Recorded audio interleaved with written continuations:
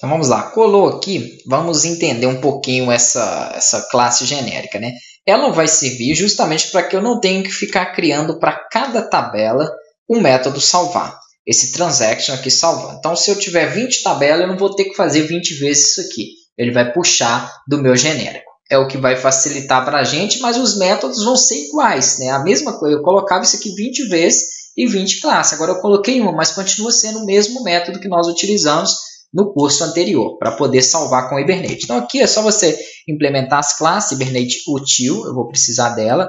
A seção aqui eu vou importar o org Hibernate, ok. O transaction também, ó, org Hibernate, ok. Perfeito. Aqui parece que falta fechar uma chave, né? Deixa eu fechar ela aqui, provavelmente quando eu colei não fechou. Beleza, Ctrl S. A minha classe está pronta. Lembrando que aqui ele vai utilizar o sessão.save para poder estar salvando, é um comando nativo do Hibernate. Aqui ele trabalha com a transação, o que significa que são dois passos. Toda vez que eu tenho edição e salvar, eu tenho dois processos. Ele vai primeiro capturar os dados, depois ele vai registrar esses dados na tabela. Transação por quê? Aquele mesmo exemplo que eu dei de transferência. São dois passos. Primeiro, para fazer uma transferência, né, bancária, ele retira o saldo, retira o valor, né, de saldo da sua conta e depois ele vai colocar na conta de uma terceira pessoa. Se nesse meio der alguma coisa errada, ele tem que cancelar tudo. Ele então cancela desde o início. Ele não vai retirar ali uma vez que não foi debitado. Então, é isso que o método de transação faz. E é um método padrão. Lá na documentação do Hibernate, ele vai te dar sempre esse método aqui com o try, o catch e o finally, né, para poder utilizar. O try, se tudo correr bem, ele vai conseguir salvar aí e vai dar um transação comment. Ele vai enviar os dados aí para a base de dados. Se der erro, ele vai aqui dar um nulo e vai dar um rollback. Então, ele vai cancelar. Isso aqui é para ele cancelar a transação. E, independente do que der no try e no catch, ele vai executar o finally, que é fechar a sessão. Dando errado, ele fecha a sessão. Depois de salvar, ele fecha a sessão para não deixar ela aberta. Então, é um padrão. Eu não entendi muito bem, eu gostaria de aprender um pouco mais sobre o Hibernate. Eu aconselho, então, que você acompanhe o curso anterior, onde eu explico aí o passo a passo, né, do Hibernate. Aqui nós não vamos, então, entrar em detalhes novamente. Tendo o método de salvar pronto, como que eu faço agora? Então, se eu quiser salvar, né, um arquivo no banco de dados, como que eu utilizo ele? Vamos fazer, então, basicamente o que nós fazemos do anterior, que é criar uma entidade aqui, né, um DAO para cada entidade, para cada tabela. Só que eu não vou precisar implementar esse método em toda, basta eu chamar a minha classe generic DAO. Então, eu vou fazer o seguinte, eu venho aqui dentro do DAO com o botão direito, vamos fazer para o estado primeiro. Vou criar aqui uma classe estado DAO. Estado DAO. E vou fazer o seguinte. Clicar em Finish.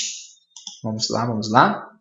E em vez de eu vir aqui e colocar aquele método de salvar e ter que fazer isso em todas, eu só faço isso aqui, ó, que é muito simples. Extends, né, estender para a minha generic DAO. Pronto.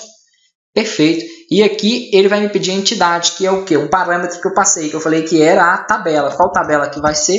A estado. Eu não preciso colocar o método aqui dentro, eu não preciso inserir aquele método para salvar aqui. Ele já vai fazer para mim de forma padrão. Estado aqui não deu certo, por quê? Porque ele quer que você traga a classe, né, a biblioteca aí do estado. Então clica ali para importar, ele vai importar.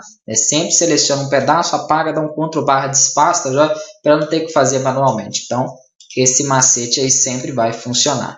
E aqui, onde eu colocaria o de salvar, embaixo onde eu colocaria o de editar e tudo aquilo, não será mais preciso. Por quê? Porque é como se eu estivesse rodando já essa informação dentro dele e dentro dos demais. E para testar? Para testar, né, na verdade, eu gosto de... Muitos programadores não fazem isso, mas eu gosto de criar o método aqui de teste para que você não tenha que esperar até na hora que você estiver desenvolvendo a tela para testar. E se der algum problema?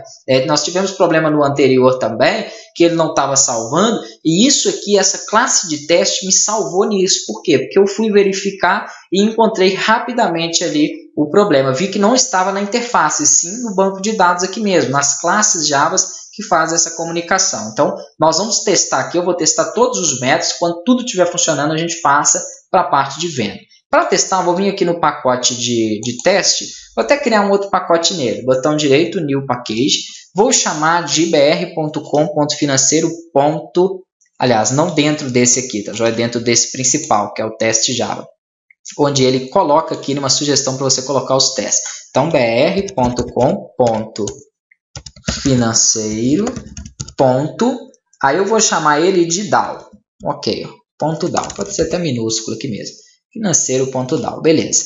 Dentro do DAO, botão direito, New Class, eu vou criar então uma classe chamada estado DAO teste, onde eu vou estar testando tudo referente ao estado e fazendo também com as demais. Aqui, o que eu vou precisar fazer é simplesmente passar as informações que ele espera que seja passada para o estado aqui. Ó. Tem até que ver o que tem para me passar, que é o nome e a sigla. O código é autoincremente, então não tem necessidade. Vou colocar aqui para vocês então essas informações para na próxima aula a gente já testar.